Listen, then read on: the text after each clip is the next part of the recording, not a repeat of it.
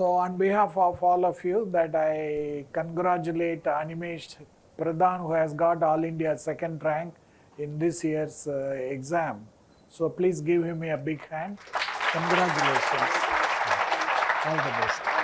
So we have requested him to share his experience of having prepared for this exam. And apart from being physically present in front of you to inspire you, he will also inspire you with the way that he has prepared for this exam. Please follow him, and thank you very much. Hello everyone. I've been told that this is the first class that you're attending, and before we start anything, just congratulations for taking up this option and signing up for this. It takes a lot to take that decision that you want to opt for this because you know what you will be going through. So I'll give a brief introduction about myself. I'm Animesh Pradhan, and I belong from a place called Talcher in Odisha. I had done my schooling and intermediate from DV Kalinga area in Talcher, and later on did my BTech in Computer Engineering from NIT Rourkela, and I graduated in 2021. Later on, through a campus placement, I got inducted into Indian Oil Corporation and have been posted in Delhi from October 2021. I'm still working, and I was in office today as well. So this was my first attempt, and Sociology was my optional. And the marks I have not seen yet, so I'll not be able to comment what worked and what it did not. I'm extremely full of gratitude. A lot of things fell into right place at right time, and that's why I'm here. But one day before, not even 20 hours before, as I was at the other side of the table, and I know how it feels. But having said that, there's one thing that I think would have worked is consistency and hard work coupled with that. I did not have a very rosy ride throughout the preparation. I had made up a mind to appear for civil services ever since I can recollect in my childhood. I knew that I would opt for either medical or engineering. I was flexible with either of them, but I knew that after that I'll take up a job and I'll have to study for UPSC, and that's what I did.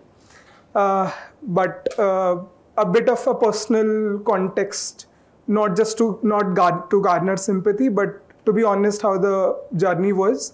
I joined October 2021 in Indian Oil, and for after 2 months in December 2021, my mother got diagnosed with a stage 4 breast cancer, and and I had lost my father a couple of years back. So she was my only parent, and it wasn't a rosy ride. And February 2022, I decided I have to prepare full-fledgedly. And since I know we did not have a lot of days left, I wanted to do this before anything happens. I lost her a month back, and she still could not listen to this. And her absence feels more intensified today. So there were situations in which I felt like giving up. I wanted to take care of my mom full time. But the only thing that inspired me is that why I wanted to sign it up for. And my mother was my biggest support system throughout this. So to give you an example, there would be situations where you'll go through a lot of lows, heartbreaks, relationship issues, family issues, job issues, not having a job issues, a lot of them. But if you think that your intent is right for this exam, you'll be able to clear through. Or might not, I'm not really sure. I'm full of gratitude that luck was in my favor and I got through, but that's uncontrollable. Always I had kept in mind that I have to control the controllables, and I would give advice that you would have to do the same. You can just control the things that are under your control. You cannot think how will the questions be, whether CSAT will be easy or difficult, which interview board you will get. Those things are not under your control. The control that you can have is seeing the PYQs, preparing accordingly, revising, be consistent, limit your sources, revise again, give as many tests as possible, revise those test answers, analyze where you went wrong, see if you're improving or not. And that's what it's in your control, and you should be able to do that. So I'll just touch upon very briefly how I studied is that everybody says that do not consider mains and prelims as two different entities, but my opinion that to some extent you have to. Till December or mid-January, I entirely forgot there's something called prelims. My entire focus was that my content for mains should be ready. I knew that I was a working aspirant, I would not get time for 3 months if I clear prelims. So till December, all my notes, topic-wise from the syllabus, everything was ready. So in GS2, if there's elections, so everything around elections, election commission, problems with elections, recommendations for elections, criminalization of politics, committees, everything should be in a A4 size paper, topic-wise as per syllabus. That's what I followed. A lot of people use digital notes, which I feel is much better as compared to handwritten, but most of my preparation is handwritten because I was just more attached to it. So till mid-January, I ensured throughout all GS papers, all my notes are ready. And I would go through them once and have given a couple of tests before I started exclusive prelims preparation around end of January or mid-January. I had taken up an optional test series also before prelims. So I had completed same strategy for sociology also, every topic wise. I did not take any formal coaching, so neither for GS nor for optional. So I ensured that I search around every available resource, make my own notes, CRISPR notes. One base notes I made even more CRISPR note, which I can see 1 month back before exams. I would make even another CRISPR note, which I would glance through just 1 day before the exams. So to understand that you're preparing for an exam, so you have to strategize to clear the exam and not just be this enlightened person, which you will be eventually. But at the end of the day, you have to strategize so that you clear this exam. So, and then after January end, I completely forgot that there was something called mains and prelims was the only thing. So most of the source remains the same for everybody. I'm sure the AIR 1 would have 90% same sources as I am having. So it's just that those same sources will have different approaches to be taken care of while relying on mains and then for prelims. And for prelims, do not ignore CSAT at all. Last year CSAT was something that I get nightmares even till today. So CSAT is something that you have to take equal importance as compared to GS. And you can have prelims exclusive. If this is your first attempt, then my advice is to keep entire February, April, May, February, March, April, May. During our time it was in May. So those 4 months for prelims exclusively. And then 3 months apart after prelims was basically ornamenting my notes that I had already made. Few add-ons, obviously, few things I had left, few here and there subjects I had left, so I completed that and made sure that for every topic, there's a fixed template that I used to follow in my A4 sheets. Like I'll write, like for example, there is a topic in geography about coral reefs. So I understand what is coral reef, how it is formed, any diagram related to it. What is the present condition, what are the steps that internationally that has been taken, what are the steps that nationally has been taken, committee reports, any, if possible, any random quote regarding that. So, or any article related to environment in general that I could put in an intro. So this is a basic template that you have to follow for everything. So that's why your entire syllabus-wise, topic-wise, your content gets ready by December or mid-January, and then you can prepare prelims exclusive. And while in prelims, apart from your major sources and current affairs, you have to focus on a lot of test series. A lot of people say that the way UPSC frame the questions, none of the test series in the coaching institutes do, which is true. But then that's the only thing all the aspirants get it right. At the end of the day, it's a competition. So the question that has come, like people say the importance of Lakshmikant is reducing. Agreed, but then if there would be 3 questions in Lakshmikant, everyone would be able to solve that. And you should be also among those everyone because it's a competition. You do not have to score 200. You have to score in the top 1 percentile. So that's the entire game. So give as many test series, does not matter how relevant or not relevant, they're not matching it. But take a good source, 1 institute or 2 institutes, solve them, analyze what your marks are, whether they're increasing, decreasing. You have to take educated guesses. I mean, you'll get through this. Today is your first day, so it's a lot that you might not relate to a lot of that I'm saying, but you'll figure out eventually. And test series are important, both mains, prelims, and optional ones. Give prelims test series while you're preparing MCQs as well. Current affairs, a lot of institutes, websites have this current affairs ka MCQs. Before going to sleep, you can try them. That's how you can keep the MCQ in practice and keep your mains preparation intact while you are making notes. So this way you are in the zone both in prelims and mains, but you are more in that zone till December for mains, and later on that zone for prelims, that zone gets more intensified then. And for my interviews in the first month, back at home I was having issues because my mother was ill. So I'm not sure how my interview preparation was there, but I got lucky and I'm really thankful. My interview marks probably would have helped in the rank.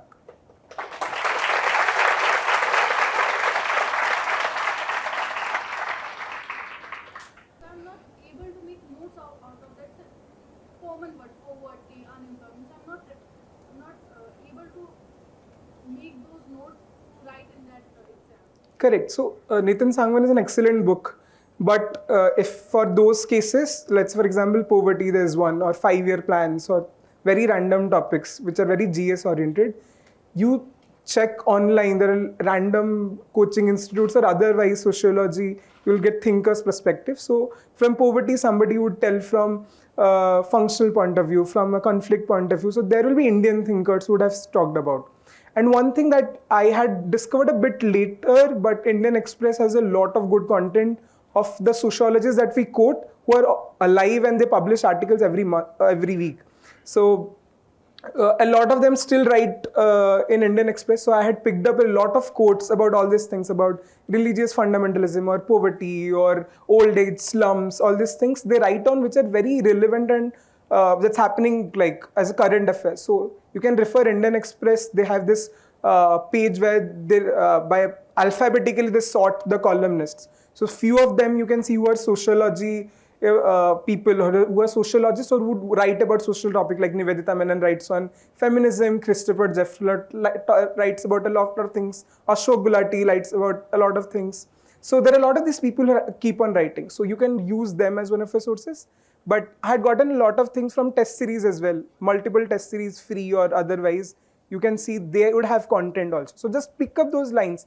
I mean, they would not say something very extraordinary. You know, poverty ka what would be the perspective. But when you add that name of a sociologist, it brings a lot of authenticity. So you have to understand that whatever you are writing, ki poverty is happening because of social condition. If somebody comes from a caste, lower caste, then poverty incidence is higher. But if some sociologist would have mentioned that and you're quoting him or her, then it becomes more authentic. So find that way, your common sense should be backed up by some sociologist claim. Yeah. Despite having so many issues where the world was giving you thousand reasons to give up, what was that one strong thing that keeps you motivated throughout your journey? And also that consistency part that you said, what was that one thing that made you very consistent in all of these issues?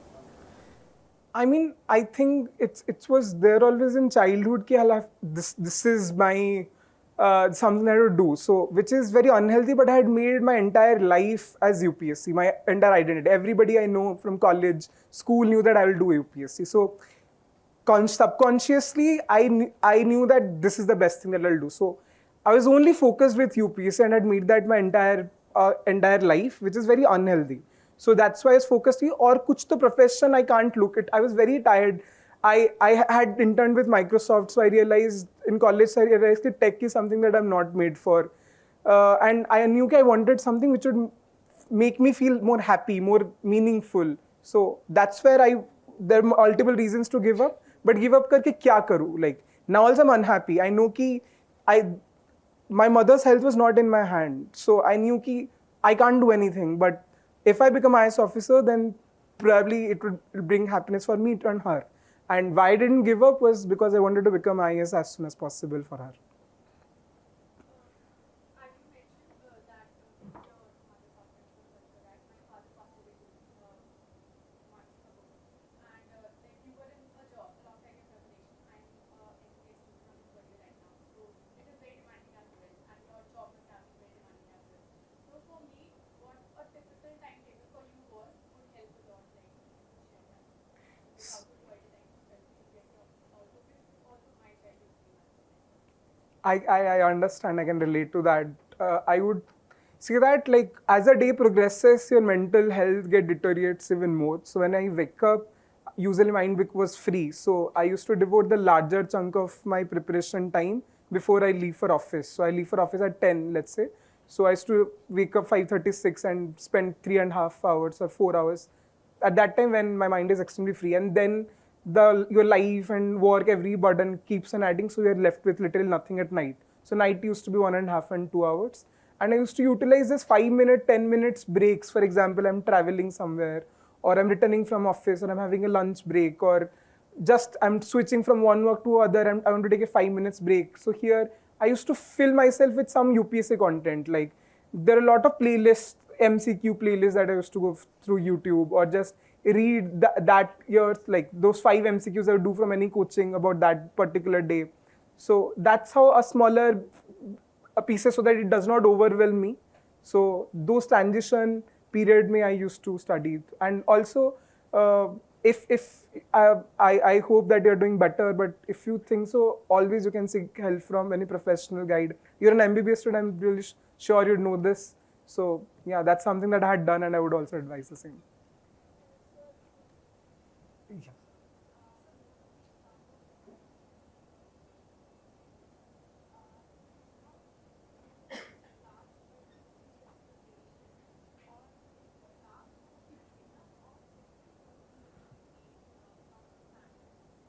So I was associated with the institute at couple of times, but not as a classroom student. I have not taken classroom coaching from any institute, primarily because I was working aspirant. I did not have time. So I won't be able to comment on that, but I have heard from a lot of my peers and all, and obviously this institute has a lot of repute, and I'm sure you are in right hands.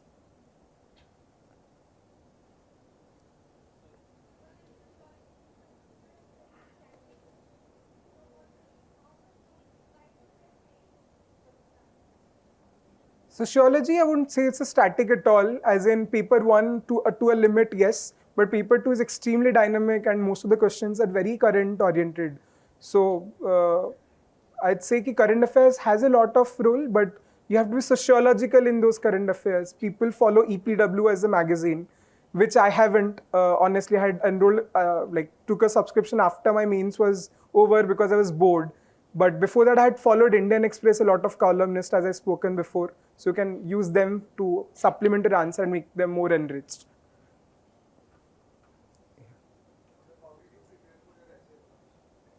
Essay, I'd say that I read through a lot of past topper year copies essays, and this I did like in those 3 months between prelims and mains.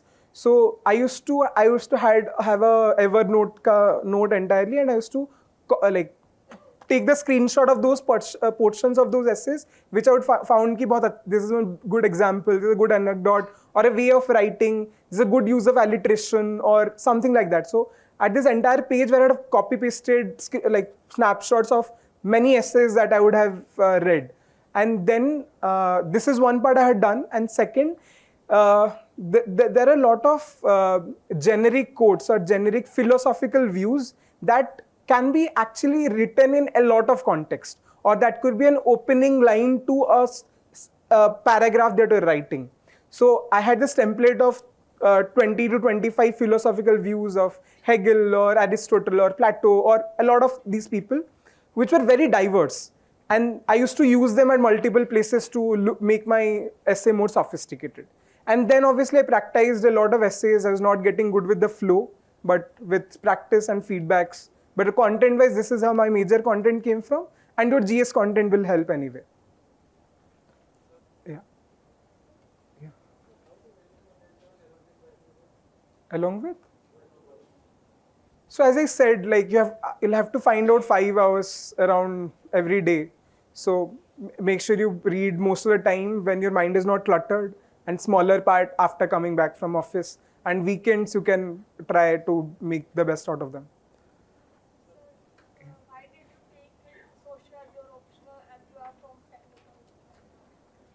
So computer science was not in the list. How about the other subjects like maths? So I came down to maths and sociology. I did not take maths because the syllabus was extremely huge, And I thought that if in maths, if I'm stuck at one point, there's no one who will help me. But if I'm stuck in sociology and trying to understand a concept, I can always Google or refer YouTube. Why only social? No. Yeah, so because I had one paper in NIT Rourkela, one optional paper as social movements in India. I liked that paper, and that's why I read a bit of political science 11th, 12th book and sociology 11th and 12th book, and saw anthropology as well. For like initial 2 weeks, and I loved sociology more. So I saw the syllabus was pretty nice, small syllabus, abundant resources. So that's why sociology. So I regret not preparing for CSAT, but during the last 15-20 days when I thought that I should prepare, because I was getting not as high I was expecting in test series. So then the random YouTube playlist at that time I had seen everything, every trick, every maths thing. But also what a lot of people do, especially coming from engineering background, there's an ego that you can clear only through maths, which I had till the very end part. But one last couple of test series that I did, I was not scoring well. I was scoring in 80s. So by doing only maths. And once I remember, I'd scored 75 or 76 as well. So that gave me a reality check that I have to focus on English as well. So I did not have a lot of time, so I did not do anything related to English, but I should have done. But in the final exam, I started doing maths. I could do 2 questions in 15-20 minutes. I gave up and I switched to reasoning and English. And I think that held me through. So just a piece of advice, if you're from maths or engineering background, science background, do not keep this as your ego that ye question to solve karunga, otherwise I'll not move forward.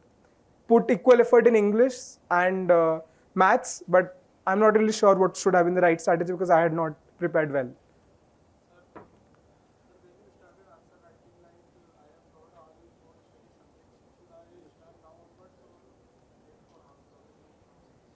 If you say that you have completed the static subjects, you should. There's no right time to start. After reading for 1-2 months, I had started writing answers every week.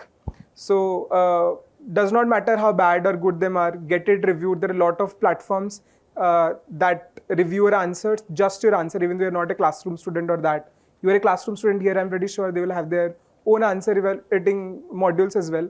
So you can write answer from now.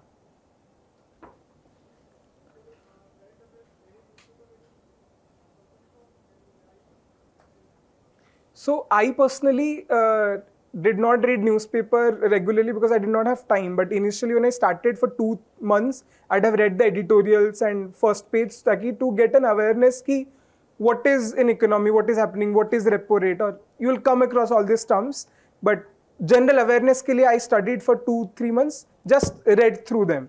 But after that I relied on coaching institutes, magazines. But a lot of people statistically follow a newspaper as compared to only magazine, but whatever suits you. You do not have to do newspaper, fir magazine, fir yearly compilations.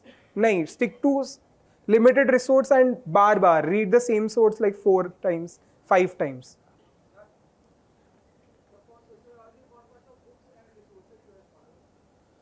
For sociology, I had read initially Horlombus' few chapters, but I did not make notes out of them. There are a lot of free YouTube videos initially I got introduced to. So their content I saw.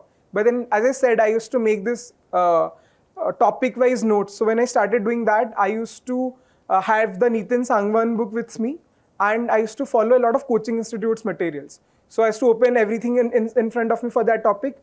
Whatever I used to feel nice, एक topic के लिए I used to feel कि 8-10 thinkers I will put in, and then बाद में I will see कि किसको filter I will do. But that was a strategy कि different coaching institutes के material, 1-2 coaching institute materials, and one Nitin Sangwan's was there, which had very crisp content. And then later on test series I added on a lot of materials.